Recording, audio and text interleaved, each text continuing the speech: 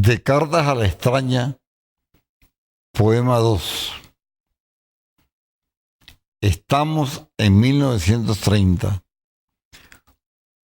Unidos por el ruido de un viento final, descubro en el asombro la muerte que te pertenece.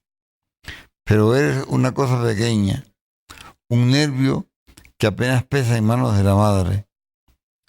Estamos en 1930 y la mar golpea fuerte el paisaje de estaño. Un pájaro marino pasa cerca de ti, un demonio que habrá de señalarte los esplendores que no podrás alcanzar. Luego la infancia, perseguir y no tocar jamás la cripta imaginaria que dentro de la mar seduce el corazón. Comprender que llegada la edad de los hechos memorables, estamos irremediablemente perdidos.